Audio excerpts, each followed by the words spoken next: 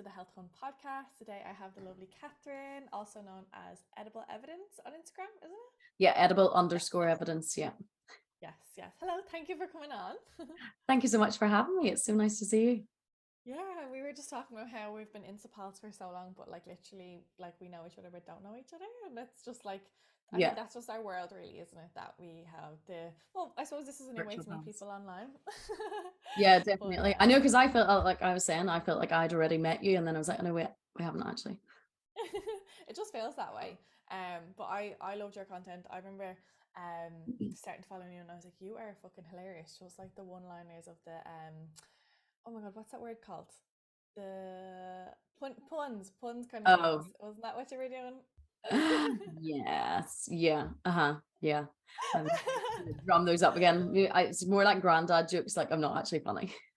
I loved them though. I loved them. I'm here for a dad joke. But can you tell people a little bit about yourself and what you do? Yeah, so my name's Kathryn, and I'm a dietitian and sports nutritionist, and I specialize in hypothalamic amenorrhea, or HA because that's a mouthful.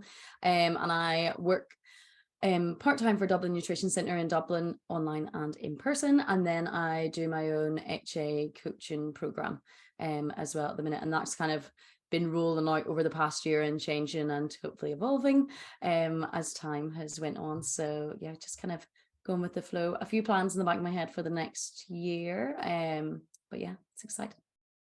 Very exciting indeed, and it's such an important topic that we're going to chat about today, which is okay. So we're going to not say the word hypothalamic amenorrhea. We're Yeah, just going to say muscle. HA throughout this whole podcast Yeah. because absolute effort of saying that word, those two words. Yeah, But definitely. so yeah, so I suppose we'll talk a little bit about that. We'll talk a little bit about how that can show up, and I suppose what it really is losing your period and stuff like that as well.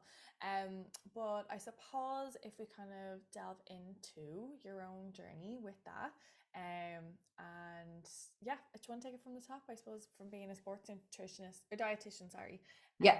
and then into losing your period. So I'd say it probably started without me realizing whenever I went to uni, because I like grew up and like my dad's a farmer, my mom's a nurse. That seems to be quite a usual pairing where I'm from. And like was used to big hearty dinners, like always out with like family. My mom loves baking, so do I. So there was always loads of like nice baking. Sorry, that sounds like bacon. Baking. And there was always loads of nice treats and stuff about the house. Then I went to uni, could not cook. I remember telling my granny, well, I'll learn whenever I get to uni. I'm still a rubbish cook as well. And so I was in charge of like my own food, was cooking, like living with other people that I was kind of getting to know, joined the gym, was walking to and from uni. So my activity went up, partly with me realizing, partly with me not. Like I obviously joined the gym and knew that that was something extra, and it was kind of easier to get than me living in the countryside and having to drive.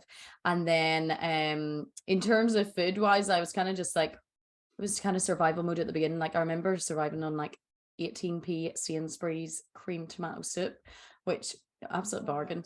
But Like once a day. no, for a Oh, meal. But still, like I was like, I still. just love whenever you can see like a little cost saving in the supermarket. And I was like, yeah, this will do, but it's obviously not a meal in any way, shape, or form. And then I remember actually talking to my housemate, and she was like, oh, I lost like weight recently. And I was like, oh, how did you do it? And I was studying to be a dietitian, but I was like, how do you do it? Obviously in my first year. And she was like, oh, I downloaded my fitness pal. And I was like, oh, never heard of that. Obviously everyone knows how that journey goes for most people. Yes. So went on that. Recommendations are like 1200 to 1400, I think. Then I was clocking in my exercise. Then I remember stopping clocking in the exercise as well, and just being like, no, I'm not going to like accommodate for the exercise as well. I'm just going to stick to Wow. that dead on, I think.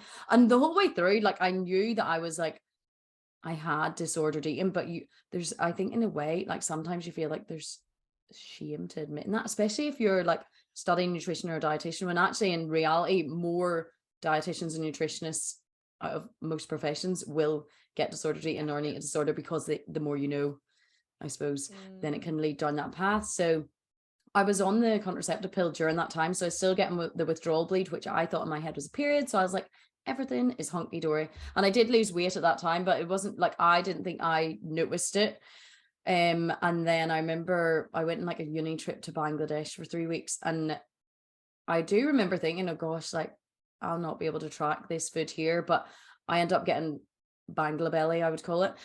So that was not an issue. But and I wasn't too well whenever I was there. And then I remember coming back home and my lecturer was like, oh my gosh, like, are you okay? Or like almost as in like, are you eating well? And I was like, oh yeah, I just like went to Bangladesh and like wasn't able to eat. But that kind of was probably like when it maybe was more obvious. So anyway, finished uni and then got a job in Nottingham, and then I come off the pill at that stage, and then I was like, oh, no period. Kind of wasn't really bothered for the first 6 months and thought this is actually quite handy. And I'd never tracked my period, so it always kind of was like, oh, my period's here again. Like I would never have been able to tell you when, how long my cycles were, how often they came, how long they lasted. It was just kind of like a little surprise every month previously. And then and I suppose if I was on the pill, I kind of would have known when the bleed was coming. And then I come off the pill, wasn't bothered for 6 months. And then after like 6 months, I was kind of like, oh, maybe I should be doing something about this. But I was kind of like dipping my toe in like period recovery, where I'd like have more rest days, but eat less than the rest days. So really we're just breaking even again, or like increasing portions at meals, but then no snacks or something like that. So it was like 1 step forward, 2 steps back. And then I moved home after that job to finish my sports nutrition master's. I was living again with my family, and like it was just like such a faff to like track food and stuff. I do remember at one stage my mom made like spaghetti bolognese and she used 12% fat mince, and I like went off the station, like was in such a huff with her, and I was just like, oh, this is not who I am or who I want to be.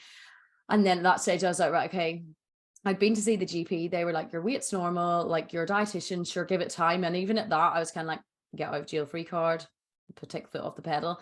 But then after a while, I was like, do you know what? No, I'm not, like, I'm more uptight than I usually am. And like, I don't want to like prioritize like going to the gym over seeing friends, or be dreading like eating out, because how will I balance that in terms of like tracking and things like that. So I just like, I think I deleted my fitness pal. I didn't go to the gym. I just went for walks and I just ate whatever my family were eating. And eventually then my period did come back. But during that time, I think it's so important to highlight that I hated it. I didn't know whether I was doing the right thing. I was going to be livid if my period didn't come back, and I was wasting my time. Or in a way, like maybe while I was at uni and then doing dietetics, I kind of thought, oh, I'm known as like being active, like I was in no way sporty, but like active. And then kind of in a way felt like I'd like, I don't know, let myself go, when actually for my health, like that was the healthiest thing I could have done. And then I also was like resentful of other people who maybe were slimmer than me, who exercised more than me, who ate less than me, and they still had their period. And I was like, life's not fair. But also me worrying about them was not going to help me get my period back. So eventually it came back. But at that stage, I wouldn't have said I was like fully recovered, because I still would have had like my relationship with food would have been much better, but still would have been like, and especially because I still was a dietitian, still was working that area. You can't forget all that information, and it takes a while to like unlearn like the tracking and those type of things are even taught up in your head. So after a while, then I did start to like exercise, but not track it now, and do like, you know, go back to the gym or like go for the occasional run whenever I forgot that I wasn't a runner or didn't like it. And then like just enjoy foods, or like be, I suppose, like a little bit more playful with foods. Like I'm like, as I said, I'm no chef, but like if you ever tried porridge with crunched up cornflakes, peanut butter and blueberries, like that's something I would never have touched before, because I'd be like, oh my gosh, no, like it doesn't look any bigger. Or chicken selects from McDonald's is my absolute favorite order. So those types of things as well. So yeah, so then at that stage I did feel way more relaxed around food and like more like myself. And at that stage, like in hindsight, when I look back on it, like I was doing everything I could to get my period back. But it wasn't until I started to see people in clinic who maybe had disordered eating or eating disorders and had no period, and then I was like, wait, this is like what I went through. And then I was like, oh my gosh, like I can definitely help these people, and like I know that I've went through it before in a way. So I think that maybe that helps people, because I could be like, I know how you're feeling now and it is like shitty, but it will get better.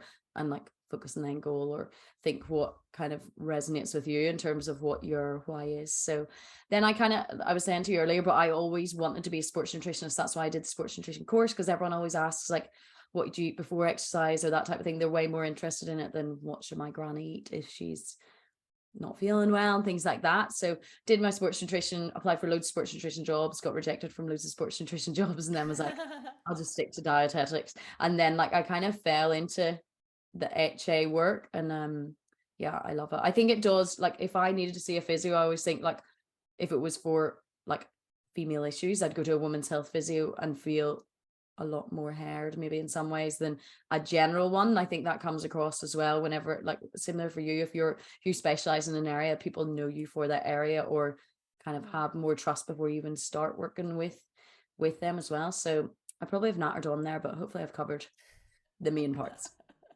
No, the netters are welcome. Yeah, no, honestly, that's great. Your story is so inspiring. Like you touched on so many great points there about how like you can feel so alone in this journey.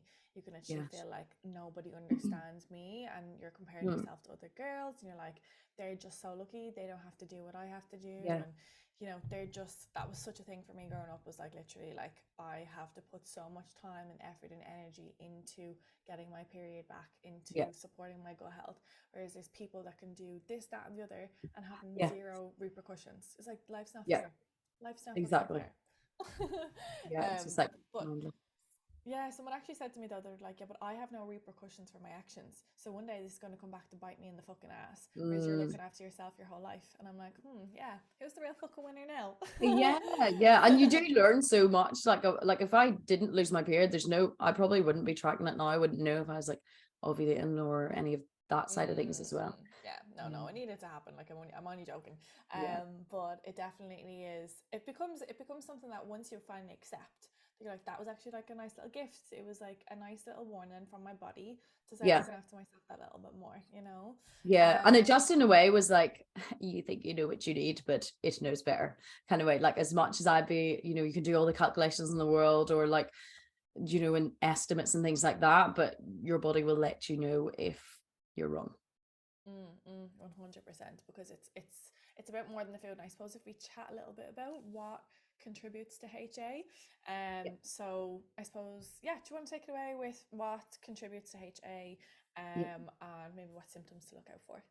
Yeah, so HA or hypothalamic amenorrhea, the hypothalamus is in like the brain and it's kind of like the thermostat of the body. So if there's feedback from the body that's stressed, then it'll think, okay, right, we'll take action. We'll reduce the stress by shutting down some of the things that the body doesn't need to do all the time. So I always describe it as like your phone in low power mode. And say if it's in 1 or 2% battery and someone said they're going to ring you in half an hour, you'd be like, oh my gosh, X out of all the apps that aren't essential and keep like calls and messages. And that's kind of what your body does whenever it's feeling stressed. So menstrual cycle is usually the first one to go, and then feeling cold or like cold hands and feet.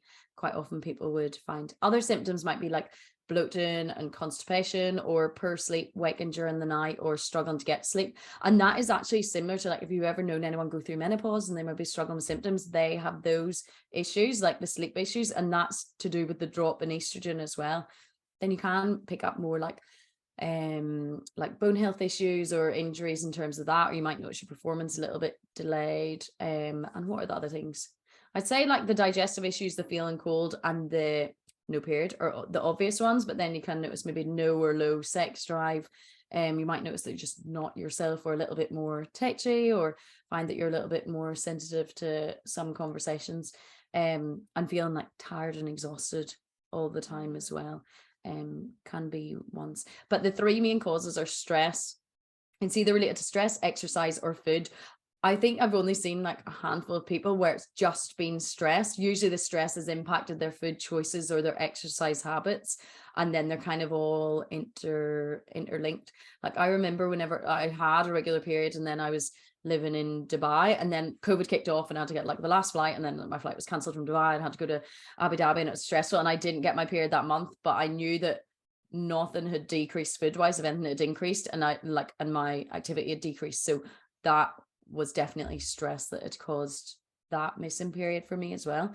So those are kind of the three components of it that you want to kind of be looking at if you're seeing anyone who has hypothalamic amenorrhea, or if you think you have HA yourself, to kind of explore from those points of view. And exercise can increase stress or hormone or stress hormone or cortisol, and that's a good thing. But if you have no period, then it increases it way more than what the average person's cortisol would increase. So then that just feeds into the kind of hamster wheel of HA as well.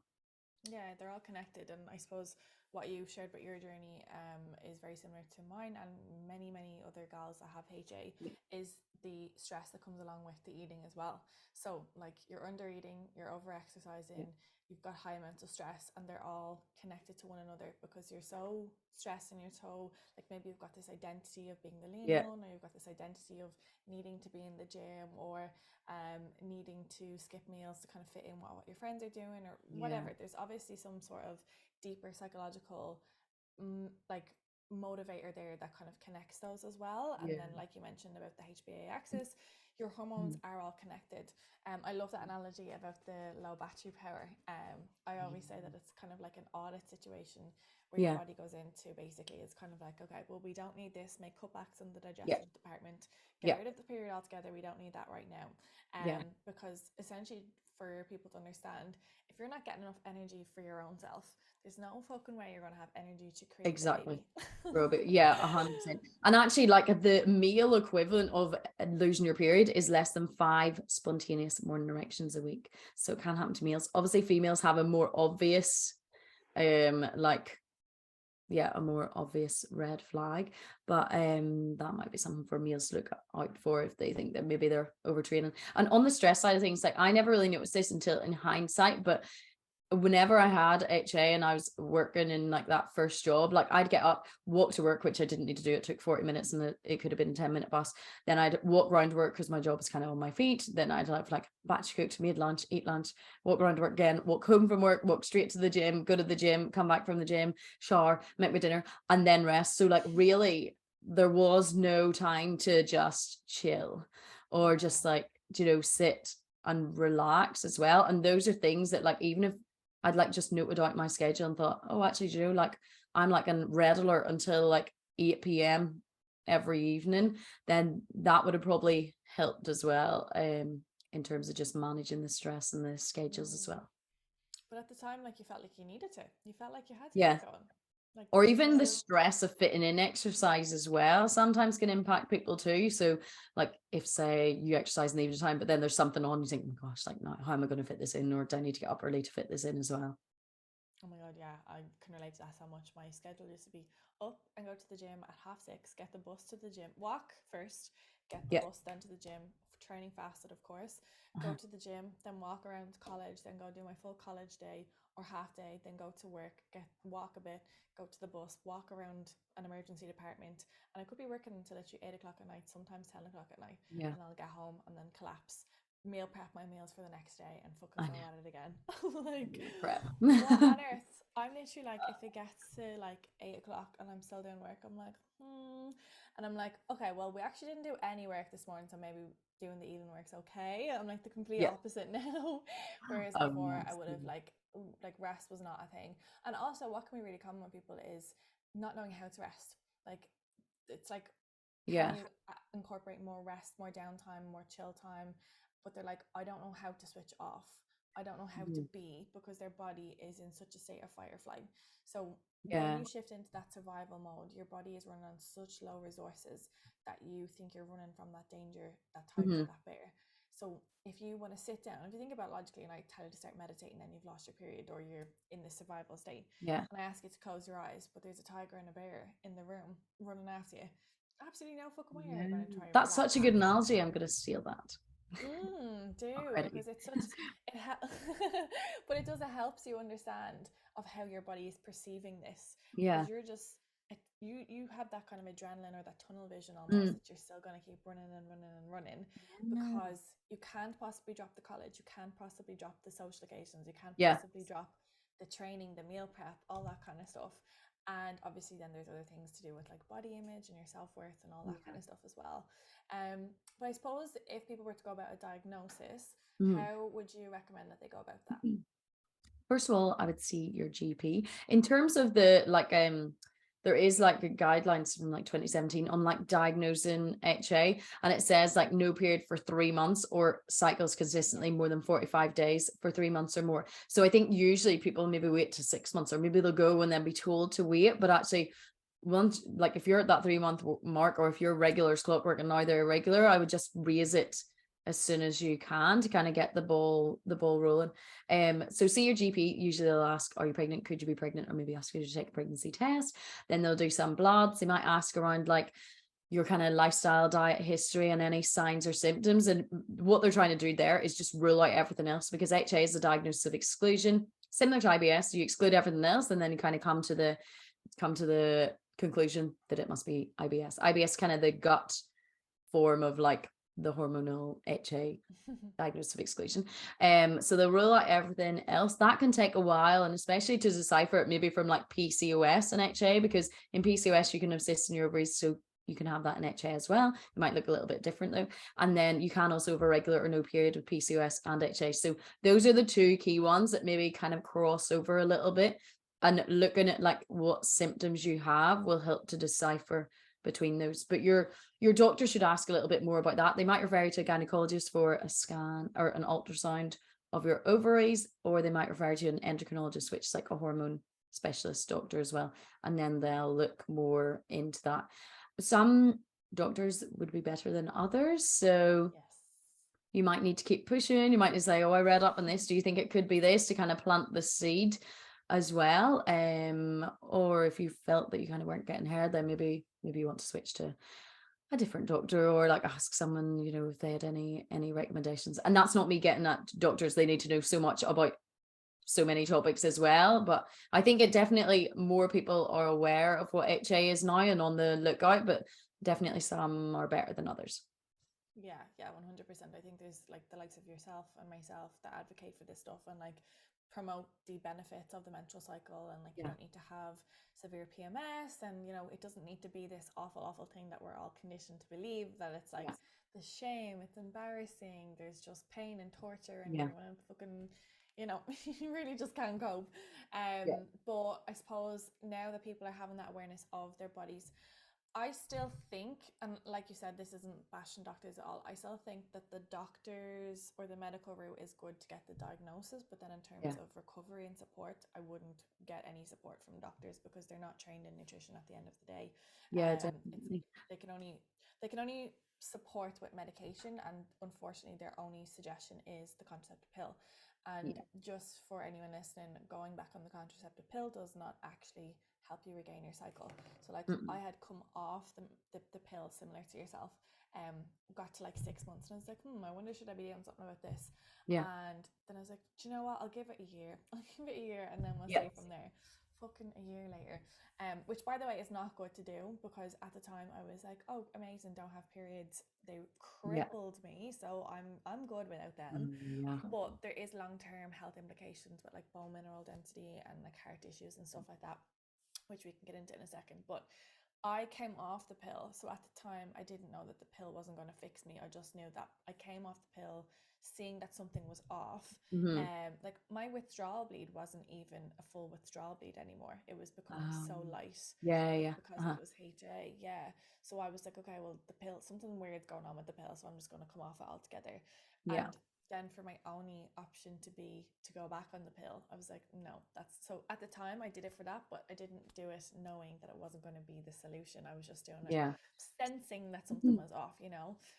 But for anyone listening on your recovery journey, like obviously take whatever you can from this podcast is going to be beneficial, but having someone on your team I think is absolutely crucial, because there's so many blind spots I think that a lot of clients can have, that they don't really see the problem with what they're doing, or they don't know how to move forward. Would you find that yourself? That Definitely. And I think as well, if you have like a waffly diagnosis, or like I had someone who had like undiagnosed infertility, or undiagnosed like no period, and that's not really like, it's not a thing. Like all of her things were adding up. I was like, obviously I can't diagnose, but in that case I had to write to her GP and ask very nicely if maybe they would consider this, because you don't want to then poke the bear sometimes as well. So it can be like, obviously we know that we're really well read in this area and haven't experienced it. We're kind of like, pioneering for people to be more aware of it, but there can be a little bit of a dig your heels in it sometimes.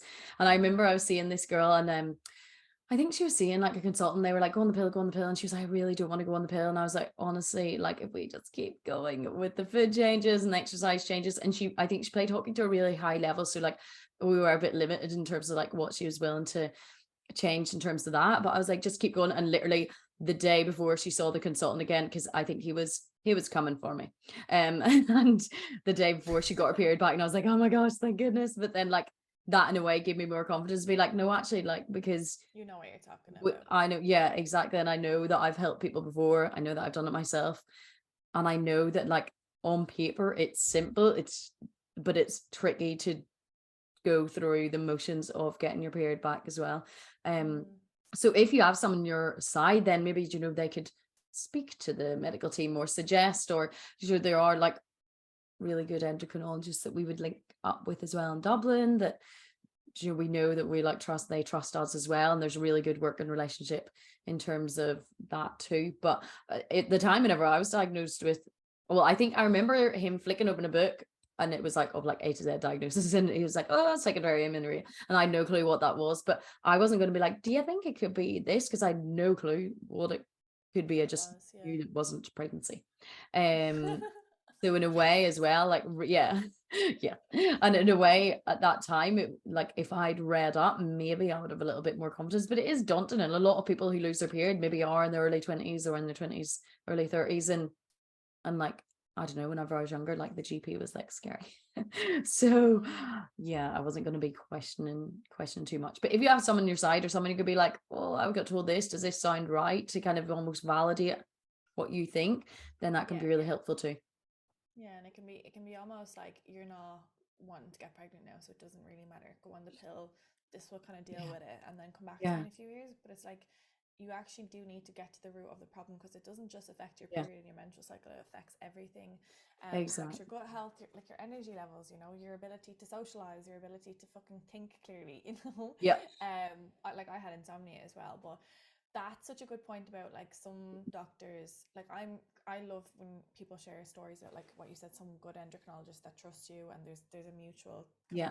I need more faith really in the medical industry, because I'm just what I've been seeing. I don't know whether it's just because it's consistently with my clients. I think I have like 2 clients that have a good GP out of all my clients, and like, so I am wanting to hear more good news. But Yeah. I've had a few doctors literally saying that your nutrition has nothing to do with your period and your hormones. I'm like, sorry. I'm like, let's not do that. But like you said, trying to get to, it's like an ego thing, but it's kind of like trying to get to your client to convince them that what they're doing is the right thing, rather than like having the mutual line of communication that's open to help that client or that patient for them. Yeah, exactly. And even like logically, the pill suppresses ovulation. When you have HA, you don't ovulate. So really, well, how does that work out that that's going to help things? And then there has been studies done that that's not going to help your bone health as well. So really, it's like a wasted economy. And if they think they're stressed about having no period now, what about if they go back in the pill? It's always in the back of their mind thinking, oh my gosh, like I'm going to have to come off this at some stage, or maybe they want to try for a baby down the line. That's probably still going to be an issue whenever they come off it again, and maybe a more severe issue down the line. Yeah, 100%. I suppose, will we talk a little bit about common behaviors that can show up with clients trying to regain their period, or I suppose maybe not quite committed to it yet, or not quite there with the acceptance of it all as well. Yeah. I know, and I definitely did go through that myself. So I think sometimes sharing your own story, and they can be like, oh, that sounds like me, then can be helpful as well. Like a lot of people I see now, whenever I do that 12-week program to help people get their period back, if they contact me, they're already thinking about it. But then I always ask them to think of like, what's their why? Because usually around like week 4 to 8, they'll be like, oh, like this is too difficult. I don't know, like. And then we have to go back to like, okay, like what, like think about like 4 or 6 weeks ago, like what made you start this journey? And actually you made progress already. Do you want to go back? And then this will still be an issue. So I always ask people, think like, it could be like, I saw a person a few weeks ago and she went to the GP with gut issues, and he was like, do you think you've got disordered eating, or, you've got no period, do you think this is the issue rather than the gut issue? So it's actually really good that they had Yeah. flagged that to her. She was like, it must have IBS, it must be this here. And actually it was the HA causing all those gut issues. So for her, it was like, I want my gut to be better. And actually, like, that's really impacting like eating out and socializing, how I enjoy food as well. So that was her motivation. For a lot of people as well, they might, like, a lot of people I saw recently have like maybe got married, come off the pill, been like, let's try for a baby, and then been like, oh, okay, this isn't going to be as straightforward. So for them, like, that's a really big motivating factor, that, you know, this was kind of in their plan, and now like the plan's been a little bit skewed. So I'd say for those people, maybe the foot's harder in the pedal, because maybe like in terms of their timeline, that's delaying things. The biggest motivating factor that I've ever seen in anyone, I think I've only ever seen two people where it's got this bad, is when their hair starts to fall out, because that's like an external symptom. Like all the other symptoms in a way can maybe be masked or people won't know. But I saw this girl like a few years ago, and she had like an eating disorder, disordered eating for a couple of years and was struggling with it. And as soon as her hair started falling out, it was like an overnight switch. Like she was like, right, let's take action as well. So it can be different for different people. I think for me, it was more like down the line fertility. And I don't know, you know, whether I'll have a baby in the future or, you know, that side of things. But I knew that it impacted fertility, and that was my motivating factor. For other people, it might be if they play sport and then they've noticed like the performance maybe going down, or they're always sick, or they're always missing training, or they're picking up coughs, colds, infections, then that might be a motivating factor for them. But it's trying to harness the initial motivation, or how you started to look into this and think, okay, right, if not now, then when? Because it's going to be an issue down the line as well. Yeah, definitely. I'm trying to think about what mine was. I think mine was always with the focus of health, anyways, of helping Yeah. myself because I felt helpless. Um, I really think a big part of it was like my sex drive. Yeah. Yeah. Because I remember feeling like a little bit broken almost, that like, Yeah. you know, I couldn't feel like I wasn't turned on. I wasn't turned on by Yeah. life. I wasn't turned on by like whatever. Then I think what happened was then I started to access that again, and I was like, oh, okay, this is what we want. Yeah. This is what we Yeah. need. Yeah. And it was the feeling. So this is my favorite part of coaching clients with HI, is that when they start to feel better. So like you said, Yeah. initially the hair, the external, how they look, but when Yeah. you actually start to feel a little bit better, when you get to access a little bit of safety, a little bit of calm, a little bit Yeah. of, wow, I don't have to run on exhaust fumes. I can actually feel well rested. I can actually Yeah. crack a fucking smile and a joke. You know, it's that like the Exactly. food freedom as well. Obviously, all those kind of Yeah. behavioral habits are important as well, such as like, you know, I gave myself permission to actually just skip the gym today, and it was fucking liberating, and I felt Yeah, great, yeah, and there's no guilt. definitely that like liberating, like just, you know, being like, oh, do I want this? Yeah, actually I do. I'm gonna have it, instead of being like, no, I shouldn't. Like, what am I gonna eat later? Or what did I eat today? Just like making that snap decision can be so definitely like liberating. And I do think as well, for people, like the period is maybe the end goal for them, but there's so many other like successes along the way that you can focus on. Or like maybe your bloods improve, but they're not quite at where they need to be. That's still like, okay, what we're doing is working. Or maybe the bloating becomes less, or they're more regular when they go to the loo, or they've noticed they got more energy. And I remember I saw this girl once, and she was like, I just like caught myself like dancing while I was like making dinner, and I was like, that's so nice. She was like that she had noticed that as well, because that's like something that was part of her before that she'd kind of lost, and she was like just felt a bit more carefree. And all of those type things are just as important as getting your period back as well, and getting back to who you are. Yeah, that's made me feel so wholesome. Love that for I her. know, it was so nice. But it really is. It is about like we can, so whatever it is, maybe there's multiple different factors, but say it is something to do with your identity with sports, maybe it is something to do with food, maybe it's something to do with you're trying to do all of the things, Yeah. or you're afraid to slow down, you're afraid to stop, you're attached to perfectionism, overachiever mindset, whatever kind of the thing or influencing factors that say are that are driving you, you're holding on to that with such tunnel vision that you're missing. It's kind of like you're missing the forest for the trees. You're not Yeah. realizing, like that girl, what has left. You know, you're really holding on to this one thing or these multiple different things for whatever reason, that you don't see what has fallen away from your life. You don't see maybe how fucking irritable you are. Like I was like an absolute antichrist because like Yeah, I was you really know like sharp. I always remember my sharp. family called me like Pat Sharp or something. Like maybe I'm Sharp. still like that. Maybe that's just me. But yeah, like snappy. Okay, okay, yeah, yeah. But it is, it's again, it's still your fight or flight. You're still going to be susceptible to be like when you're in your fight or flight, you're emotional, you're irrational, you're doing Yeah, things out of defense, you're doing things to protect yourself at the end yeah, of the day.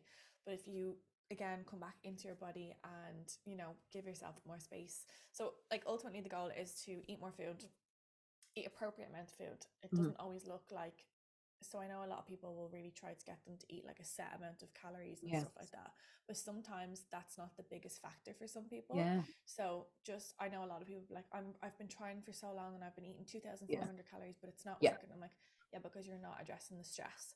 You're Yeah, not and I always addressing think they're like they're just like that's just enough, or like you don't want to aim for just enough. I think like if we compare like males and females, or like even whenever you're younger, if you look at like little boys in school, they'll be like ramen in their lunch, and like maybe like eventually then girls are like, what are you having for lunch? They're like, oh, I just have this, or like just enough. So I think if you give someone a calorie target, they're like, I'll just this, but I'm not going over it because like that's like my upper limit. And I always tell yeah, people like you could be eating enough, but if you're not eating that regularly, if it's like spread, if it's not evenly spread throughout the day, then you know that will probably still be affecting your hormones. Or you could be eating enough, but if it's all protein and fiber, then the likelihood of you getting your period back is yes. probably way slimmer. So that's important, eating enough, but it's not the primary thing. Yeah, it's typically orthorexic style behaviors as well. Yeah, That you'd see with HA, that they're very much like trying to eat clean and trying perfections. to, Yeah, yeah, that perfectionist mindset that kind of comes through as well. But that's such a good point about just enough. So that's where I would even shy away from calorie counting at all. yeah, Because no, that's just another thing to control. That's just another thing yeah. to try and perfect at the end of the day. And a few people have said to me in the past, but I'm so worried I'm not getting enough that I just want to do that. And I kind of will be like, are you sure that's the reason? Or is it Mm, kind of a safety net, a control thing as well? And if they did want to do, like, usually I would say like, okay, like this is the kind of split you want in your meals. So like choose like some for me, because you want to get to that place of more flexible eating where like bread isn't down here and rice and quinoa are up here, or you know there's no like health halo over certain foods yes. versus other ones as well. So and eventually like the people who maybe aware calorie counting then will get to a stage where they trust their body a little bit more, but sometimes that can Mhm. take time. But I always think like I'd say like 99% of people with HA that I see, calorie counting has fed into them developing HA, so it's unlikely that it's going to help them Yes. overcome it. Mm. And Okay. that's like our jobs, I suppose, to kind of like tot up and see like it's not something that they should be worrying about. I always say like that's on me, don't worry, like this is the reason we're working together, like I'll oversee this side of things and just trust Yeah. that we're on the right path. Yeah, you can hand it over. Exactly. um, I suppose then just for in terms of tools, is there anything that you would recommend that clients would do? um Often I get them, well, number one is to try and find out what their hard why is. Number two as well, sometimes I will get people to keep a mood journal. So like how hungry were they before a meal, how hungry are they after a meal, and how did they feel? And usually at the beginning that starts off like feel so full, feel so uncomfortable, feel, and then the words like well nourished come in, or like energized and things like that eventually down the line, or even like liberated, or like proud of myself that I chose that as well. And that's really like when I get them to do that, there's no nutrition feedback that comes on that. It's literally just so I can see like are they eating regularly, because if someone asked me what I ate on Monday, I'd be like, I've actually no clue. So even if you're seeing someone or checking in with someone on a weekly basis, like that can be really difficult to see, like, because the consistency with changes is just as important as making the changes as well. So sometimes we'll get them to do that, or even in terms of if there is any kind of disordered eating, I'd say again, like probably 90% plus will have an element of restrictive disordered eating, to get them to list out, you know, what's the foods that cause you most anxiety versus the least anxiety, and can we try and push them towards the least anxiety gradually. So alongside like maybe addressing the big issue, we're also addressing that in the background, so thinking like, okay, think about this, like what I'd call like maybe a red food for them, and it'll be different for everyone else. Could we maybe try to even like have it as an option or try a bite of it. You don't need to finish it. There's no like portion that you need to aim for, just getting used to it being there as well. Um, Mm, so alongside that, and then yeah, I think it's more just as well, like every time I see them, like, how's your sleep, how's your gut, how's your, like asking all those things, because it's not just about like, maybe some people do need to restore their weight. I generally like, I honestly, like if someone's like eating well, I wouldn't ask about their weight, or if they never weigh themselves, I'd never get them to weigh themselves unless they have a link with the GP where they get blind weighed and then I can see it, because really that's like, there is no set weight. I think there was one study and yeah. it's really, really old where they said you want a BMI of like 22 and a body fat percentage of like 18 to 22, I think, as well. But that's one study. And again, someone then reaches that and their period's not back, then think, oh, I'm broke.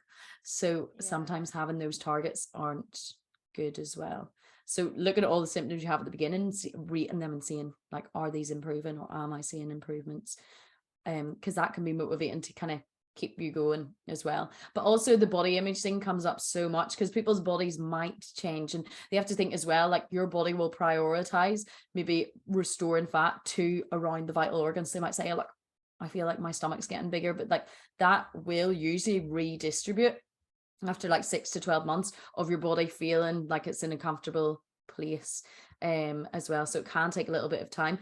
And sometimes even doing things like writing a letter to yourself or journaling your thoughts that you're having and thinking, if I gave this to someone else or told someone else this about their body, like, one, the majority of people would never dream of doing that. And two, then they think, okay, actually I'm being like a dick to myself as well.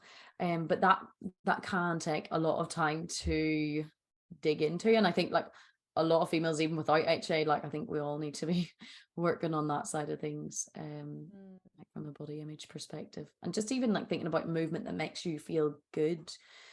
And you don't, like, rest doesn't need to mean like lying in a bath. It could mean like you call a friend, or like you go shopping, or you read a book, or you listen to music, or you watch your favorite movie, or you go around to visit someone as well. Like I think whenever you stop exercise that you've been so used to, it's been part of your routine, you're just sitting there thinking, I'm not exercising, like this is not me, it's not, I don't feel comfortable doing this, then it's really difficult to maintain that.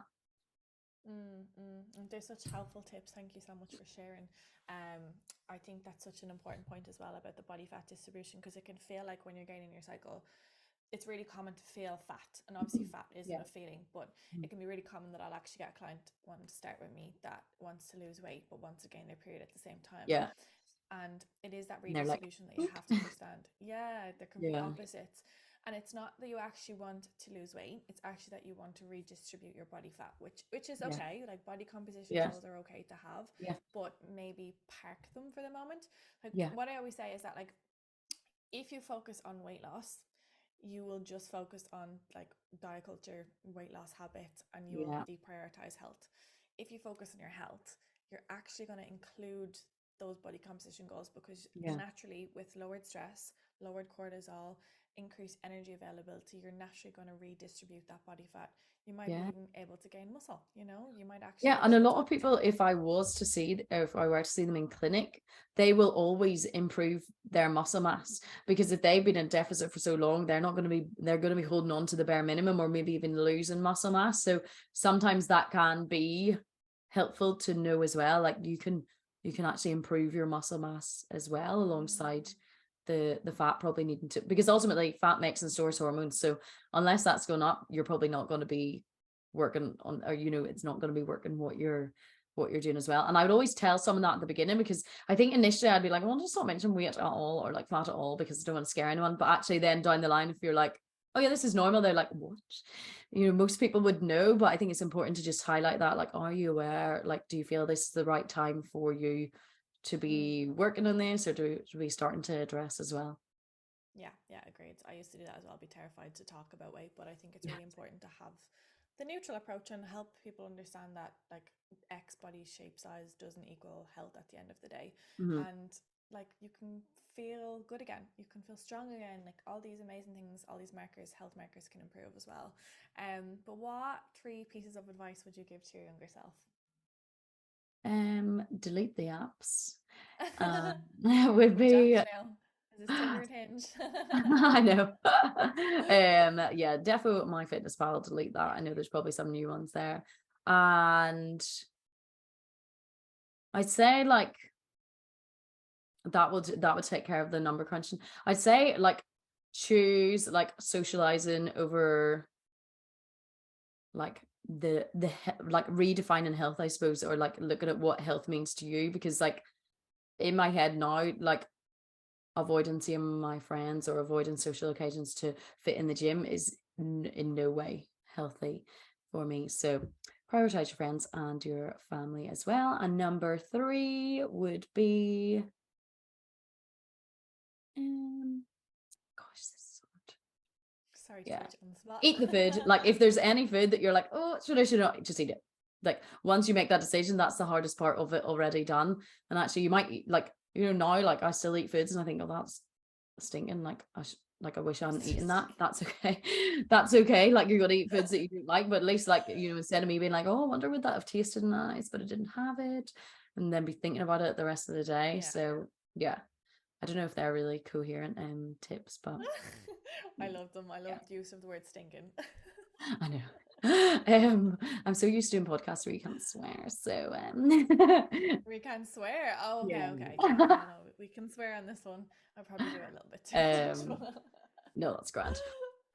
Yeah, I think those would be the top tips. And I do think if I traveled more when I was younger, that would have forced me, like, you can't be choosing what you're eating. I always think, like, when clients say they're going away to college or they're going away on holidays, I'm like, yes, because this is really positive peer pressure, because they could be shitting themselves whenever they're sitting eating dinner and be like, oh my gosh, I don't know what's in this, who prepared this, how much of this is in it, but they look around and everyone else is eating it and just chatting away. Like that can be really motivating and inspiring for them to be like, actually, like, why can't I be like that, or that's available to me as well. Or even like going to college, when people are like, do you want to make dinner together, and you're like, oh my gosh, I've just met you and like I'm trying to make friends here, you're probably going to say yes as Yeah, well. So yeah. those things can be really like what I'd call like positive peer pressure Okay, as well. okay, we love that. Yeah, it's that really exposure to a positive environment, rather than, like, I was talking on a previous podcast with one of the girls, Ellen, basically about how people actually were negative in contributing to like disordered eating and stuff like that Mhm. because they were the same.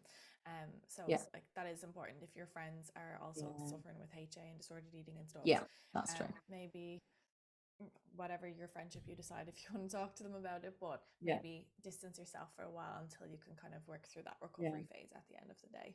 yeah. But yeah, thank you so much for coming on. Thank This you has so been much such for an having me. enjoyable chat. Yeah, it's been Um, lovely. can you tell people a little bit where they can find you and a little bit about your services? Yeah, I do have Twitter. I never go on it because it's quite scary. And Facebook is linked to Instagram. So probably the best place to find me is in Instagram, and my handle is edible_evidence. So you'll find me there, or you can also email me. It's Kathryn@edibleevidence.co.uk. But that's a bit of a mouthful, so you can drop me a message on Instagram if you have any questions. And thank you so much for having me. It's been brilliant. Yeah, slide into those DMs. Absolutely, go give Kathryn some love on Instagram. Her content is amazing. Like I said, she gives all the valuable information, but you've got a few dad jokes along the way as well, which we love. Look at me trying to make as many dad jokes as possible now in the run up to But yeah, thank you so much for coming on. If you found this episode valuable, don't be afraid to share it on with a friend. It can very much help spread the awareness of really important message with HA and recovery from that, and the importance of having a menstrual cycle. It is not all the stereotypes say that it is. You can have a healthy menstrual cycle and feel good in your body and not feel like shit every stage of, or every time of the month. But yeah, thank you so much for coming on, and I'll chat to you soon. Bye.